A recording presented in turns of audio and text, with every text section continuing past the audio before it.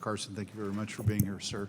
I want to begin by commending for your consumption the newly issued report of the New Democrat Coalition Housing Task Force entitled Missing Millions of Homes. I know we've transmitted this to your office. I hope you'll take the time to read over it. Our conclusion is that we are missing millions of homes, and that conclusion was based in some part on data that we actually collected from HUD.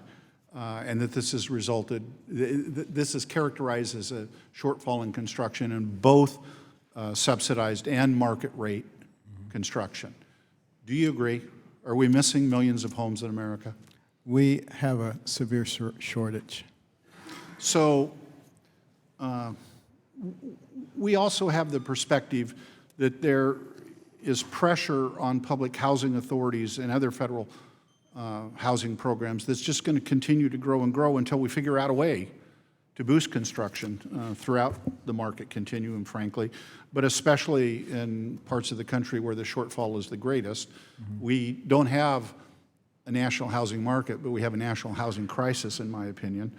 And in those areas, that's where prices are growing, frankly, at astronomical rates.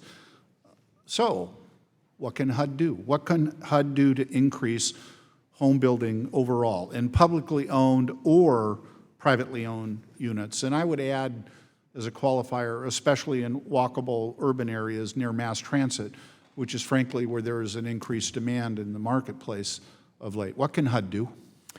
Well, one of the things we're looking at doing right now through the AFFH is incentivizing people to remove the barriers to the creation of affordable housing. There are a lot of barriers, zoning restrictions, all kinds of things that prevent us from being able to provide the kind of affordable housing. And if we begin to concentrate on those things more, I think we can get it done. The other thing we have to recognize is the more people that we can empower and move through the system, the more room we make for those people in line. So we have to attack it from both ends. So is there a way, or are you implying, sir, that HUD could use its capacity to incentivize increased construction? Yes. In the marketplace? Absolutely. And you would be not only receptive to, but supportive of that as a concept? Very much so. I also want to make this point, that our data shows that for a typical family, it's actually the cost of shelter, not what you might intuitively conclude as either health care or post-secondary education, but housing that has grown the most over the last 15 to 20 years. Obviously, health care cost and education costs get a lot of attention, and frankly, I think they should. But I don't think we spend nearly enough time talking about what I would characterize as the crisis in housing cost. So what can you do? What can HUD do with your platform to raise the profile of this issue overall?